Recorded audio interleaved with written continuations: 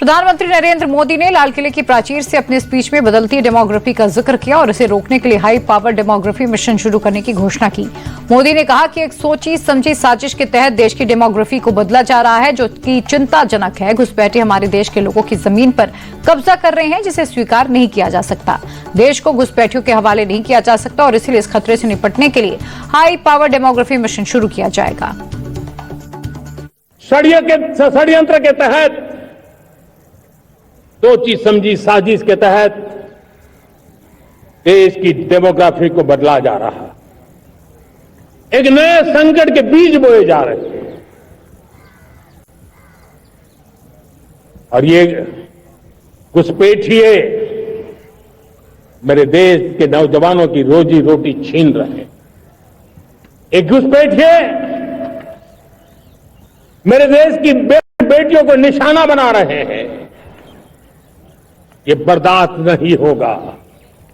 ये घुसपैठिए भोले भाले आदिवासियों को भ्रमित करके उनकी जमीनों पर कब्जा कर रहे हैं। ये देश सहन नहीं करेगा। प्रधानमंत्री मोदी ने बदलती डेमोग्राफी और घुसपैठियों को लेकर जो कुछ कहा वो इसलिए भी इम्पोर्टेंट है क्योंकि बिहार में इस वक्त वोटर लिस्ट रिवीजन का काम हो रहा है और बांग्लादेशी घुसपैठिए रोहिंग्या वहां एक बड़ा मुद्दा है। इसे लेकर गिरिराज सिंह ने कहा कि राहुल गांधी वोट अधिकार यात्रा नहीं निकाल रहे, बल्कि वो अवैध घुसपैठियों को वोट का अधिकार दिलाने की कोशिश कर रहे हैं, लेकिन अब ऐसा नहीं होने वाला। ये वोट अधिकार नहीं है।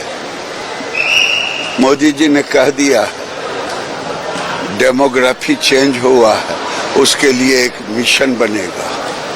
ये बांग्लादेशी घुसपैठियों के लिए, रोहिंग्या के लिए, उसके लिए ये जा रहे हैं कि उसको वोट देने का अधिकार दो।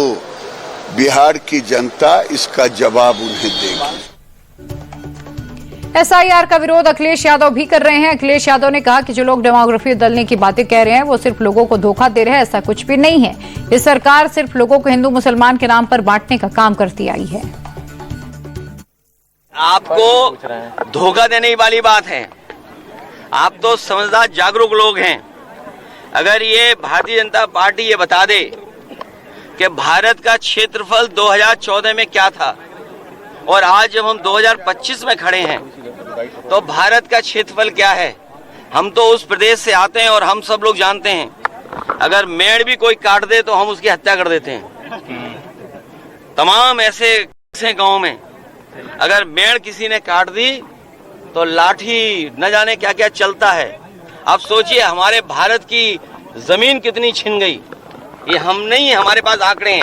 जो डेमोग्राफी की बात कर रहे हैं, डेमोग्राफिक जो हमारी व्यवस्था है उसकी बात कर रहे हैं वो लोग, उन्हें ये जरूर बताना चाहिए भारतीय जनता पार्टी को, संगी साथियों को, कि भारत का क्षेत्रफल क्या है आज और 2014 से पहले भारत का क्षेत्रफल क्या था। अखिलेश की तरह कांग्रेस चीफ मल्लिकार्जुन खड़गे भी प्रधानमंत्री के भाषण का विरोध करते दिखे। खड़गे ने कहा कि बीजेपी सरकार लोगों के वोट का अधिकार छीनने की कोशिश में लगी है और ये अब सिर्फ इसलिए किया जा रहा है ताकि लंबे समय तक सत्ता में रह सके, लेकिन जनता इनके इस खेल को अच्छे से समझ गई है। स्पेशल इंटेंसिव रिवीजन के नाम पर खुलेआम विरोधी पक्ष के वोटों को काटा जा रहा है। जो जीवित है उन्हें मृत बना दिया गया। केंद्रीय चुनाव आयोग की निष्पक्षता इस बात से समझी जा सकती है कि वो ये बताने को तैयार नहीं थे कि किन लोगों के और किस आधार पर वोट काटे जा रहे हैं। हम सुप्रीम कोर्ट के आभारी हैं जो उन्होंने लोगों की आवाज सुनी और चुनाव आयोग को वोटर लिस्ट सार्वजनिक करने को कहा है।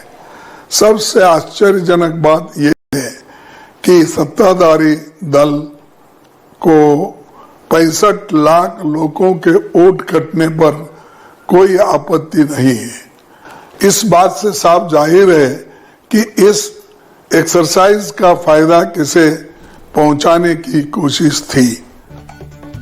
कांग्रेस की तरह टीएमसी ने भी मोदी सरकार पर निशाना साधा। कुणाल घोष ने कहा कि प्रधानमंत्री घुसपैठिए का मुद्दा उठा रहे हैं। इसका मतलब ये है कि वो होम मिनिस्टर पर सवाल उठा रहे हैं, क्योंकि घुसपैठियों को रोकने की जिम्मेदारी तो बीएसएफ की है, जो होम मिनिस्ट्री के अंडर आती है।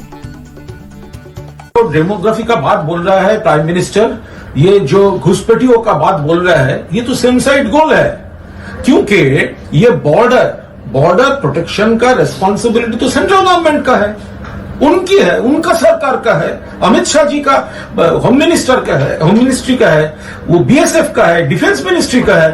तो अगर खुद प्राइम मिनिस्टर ये बोलने लगा डेमोग्राफी चेंज हो रहा है, बॉर्डर से आदमी घुस रहा है, तो आपका सरकार क्या कर रहा है? ये तो आपका फेलियर है। ये जो स्टेटमेंट है ये पूरा no confidence to defence minister and home minister. तो ये प्राइम मिनिस्टर वो डिफेंस मिनिस्टर और होम मिनिस्टर के परफॉर्मेंस में खुश नहीं है, क्योंकि ये तो स्टेट गवर्नमेंट का रिस्पॉन्सिबिलिटी नहीं है।